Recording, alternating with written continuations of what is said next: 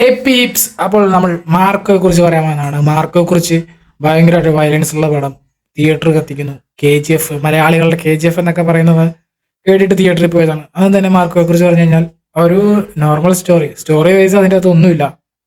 ഒരു നോർമൽ ആയിട്ടുള്ള ഒരു റിവഞ്ച് സ്റ്റോറി. ആ സ്റ്റോറിയിൽ കാണിക്കാവുന്ന എക്സ്ട്രീം ലെവൽ ഒരു വയലൻസ് കാണിച്ചിട്ടുണ്ട്. ക്ലൈമാക്സ് ഒക്കെ നമുക്ക് ഒരു തരത്തിലും അക്സെപ്റ്റ് ചെയ്യാൻ പറ്റാത്ത, കണ്ടിരിക്കാൻ പറ്റാത്ത പരിപാടിയാണ്. ക്ലൈമാക്സിൽ അതായത് ഉണ്ണിമൂന്റെ വീടിനോട് വില്ലന്മാർ വന്ന് ചെയ്യുന്ന കാര്യങ്ങൾ ഭയങ്കര ബ്രൂട്ടലാണ്. ബ്രൂട്ടൽ എന്ന് വെച്ചാൽ അത് പറഞ്ഞ് മനസ്സിലാക്കാൻ പറ്റില്ല. പോയി കണ്ടു നോക്കുക, അത് അനുഭവിച്ചറിയുക. ആ ബ്രൂട്ടൽ കാര്യങ്ങൾ തിരിച്ചുപോയി ഉണ്ണി ഫൈറ്റ് ചെയ്യേണ്ട ഒരു പരിപാടി ഉണ്ട്. പക്ഷെ ഈ ഒരു ഫൈറ്റ് അങ്ങോട്ട് എനിക്ക് സാറ്റിസ്ഫൈ ആയില്ല റിട്ടേൺ പോയി ഫൈറ്റ് ചെയ്യുമ്പോൾ. കാരണം അത് അത്ര ബ്രൂട്ടലല്ല. പെട്ടെന്ന് തന്നെ തലവെട്ടിയെടുത്ത് റിവെഞ്ച് അവസാനിപ്പിക്കുന്ന ഒരു പരിപാടിയായിട്ട് എനിക്ക് തോന്നിയത്. മാർക്ക് ഓവറോൾ ആയിട്ട് പറയുകയാണെങ്കിൽ ഞാനെന്ന പ്രേക്ഷകനെ ഒരു പരിധി വരെ സാറ്റിസ്ഫൈ ചെയ്തെങ്കിലും മറ്റൊരു പരിധിയിൽ സാറ്റിസ്ഫൈ ചെയ്യാൻ ഈ പടത്തിന് സാധിച്ചിട്ടില്ല എന്നതാണ് എനിക്ക് പറയാനുള്ളത്. ബിക്കോസ് നമ്മൾ ഇങ്ങനൊരു പടം കാണാൻ പോകുമ്പോൾ, അല്ലെങ്കിൽ കുറെ ഫസ്റ്റ് റിവ്യൂ വന്നത് മലയാളികളുടെ KGF എന്നൊക്കെയാണ്. പക്ഷെ KGF ഇതായിട്ട് കമ്പയർ ചെയ്യുമ്പോൾ പ്രശ്നം എന്താണെന്ന് വെച്ച് കഴിഞ്ഞാൽ KGF ഡെപ്ത് ആയിട്ടുള്ള ഒരു സ്റ്റോറി ഉണ്ട്. ഒരു സ്റ്റോറി ലൈനിലൂടെയാണ് പോയത്. അതായത് അമ്മ മകൻ തമ്മിലുള്ള ഒരു ബന്ധം, അമ്മക്ക് കൊടുത്ത വാക്കെന്നൊരു പറയുന്ന സാധനമൊക്കെ ഉണ്ട്. പക്ഷെ മാർക്കോയുടെ പ്ലോട്ടിൽ പറയുമ്പോൾ മാർക്കോ ഓൾറെഡി എക്സ്റ്റാബ്ലിഷ്ഡ് ആയ ഭയങ്കര ബ്രൂട്ടലായ ഒരാളാണെന്ന് പറയുന്നതല്ലാണ്ട് അവന്റെ കുട്ടിക്കാലം കാണിക്കുക, അവൻ എങ്ങനെ ബ്രൂട്ടലായെന്ന് കാണിക്കുക എന്നൊന്നും കാണിച്ചിട്ടില്ല. സോ അതുകൊണ്ട് തന്നെ മാർക്കോയുടെ ബ്രൂട്ടാലിറ്റി കാണിക്കുന്നത് സീൻ ബൈ സീൻസിൽ മാത്രമാണ്. അതുകൊണ്ട് തന്നെ ഇത് കണ്ടുകൊണ്ടിരിക്കുമ്പോൾ നമുക്ക് ആ ഒരു സാധനം എനിക്കെന്തായാലും ശരിക്കും കൺവേ ആയില്ല. ഇവർ തമ്മിലുള്ള കണക്ഷനും ഇമോഷൻസ് ഒന്നും എല്ലാ തരത്തിലും കൺവേ ആയിട്ടില്ല. ചേട്ടനോനി തമ്മിലുള്ള ഇമോഷൻസ് ആണെങ്കിൽ കൂടി ഒരു പരിധി വരെ കൺവേ ചെയ്തെങ്കിലും, പക്ഷെ ഇത്രയും ഇതായിട്ട്, അതായത് സീൻ ബൈ സീൻ ആയിട്ടുള്ള കണക്ഷൻ എനിക്ക് കിട്ടിയില്ല. അതാണ് മെയിൻ റീസൺ.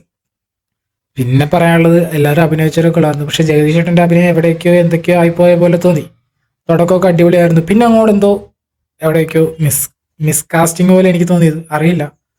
പിന്നെ പറയാനുള്ളത്, ഒരുമാതിരിപ്പെട്ട എല്ലാവരും നല്ലതായിട്ട്. സിദ്ദിഖ് പുള്ളി ഒരു വെടിപ്പായിട്ടുണ്ട് പുള്ളിയുടെ ക്യാരക്ടർ.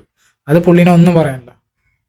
പിന്നെ ഫൈറ്റൊക്കെ അടിപൊളിയായിട്ട് എടുത്തു വെച്ചിട്ടുണ്ട്. BGM ആയാലും അത്യാവശ്യം കേട്ടിരിക്കാൻ പറ്റും. പക്ഷേ പടത്തിന്റെ പ്രശ്നം എന്ന് വെച്ച് കഴിഞ്ഞാൽ പടം ഇറങ്ങിക്കഴിഞ്ഞിട്ടാണ് ഓവർ ഹൈപ്പഡ് ആയിട്ട് എനിക്ക് തോന്നിയത്. കാരണം ഈ പറയുന്ന അതിൻ്റെ അത്ര ഒന്നും ഈ ഒരു പടം ഇല്ല. ഇത് സ്ട്രിക്ട്ലി മൈ ഒപ്പീനിയൻ മാത്രമാണ്. സോ നിങ്ങൾ കാണേണ്ടത്, എൻ്റെ വീഡിയോ കണ്ടിട്ടുള്ള തീരുമാനിക്കുന്നത് എനിക്കറിയാം. സോ നിങ്ങൾക്ക് പോയി കാണേണ്ടതാണ്. തിയേറ്ററിൽ മസ്റ്റ് വാച്ചാണ്. പക്ഷെ 1 ടൈം വാച്ച് മാത്രമേ ഉള്ളൂ ഈ ഒരു പടം. ഇത്രയൊക്കെയാണ് ആ ഒരു പടം കണ്ടപ്പോൾ, മാർക്ക് കണ്ടപ്പോൾ എനിക്ക് തോന്നിയത്. മേക്കിംഗ് കൊള്ളാം, ഡയറക്ഷൻ കൊള്ളാം, പ്ലോട്ട് ഒന്നുമില്ല, സ്റ്റോറി ഒന്നുമില്ല. വയലൻസ് ആണെങ്കിൽ അടിപൊളിയായിട്ട് എടുത്തു വെച്ചിട്ടുണ്ട്. ഇന്ത്യൻ സിനിമ ഇതുവരെ കാണാത്ത വയലൻസ് ആണ് പടത്തിലുള്ളത്. അത് ഞാൻ സമ്മതിച്ചായിരുന്നു.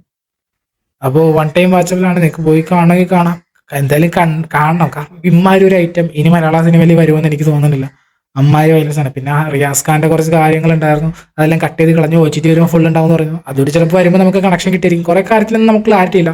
ക്ലൈമാക്സിലൊക്കെ തല വെട്ടിക്കൊണ്ടുവരുന്ന ഒരു സീനൊക്കെ ഉണ്ട്. അത് ആരുടെ തലേന്ന് പോലും നമുക്കറിയില്ല. പിന്നെ എൻഡിങ്ങിൽ പെട്ടെന്ന് അവസാനിപ്പിച്ചു. അതായത് എൻഡിങ്ങിൽ ഒരു ടൈലന്റ് ഉണ്ട്. ടൈലന്റ് വന്നിട്ട് കുറച്ച് കാർ വരുന്ന ഉണ്ണിമൂന്നൻ ഒരു കടൽത്തീരത്ത് നിൽക്കുന്നു. പെട്ടെന്ന് തന്നെ എല്ലാം അവസാനിക്കുന്നു. സ്ക്രീൻ ഓഫായി. നമ്മൾ വിചാരിച്ച് തിയേറ്ററുകാർ നിർത്തിയാണ്. പക്ഷെ എല്ലായിടത്തും അങ്ങനെ തന്നെ സംഭവിച്ചു. അതുകൊണ്ട് അതെന്താണെന്നറിയില്ല.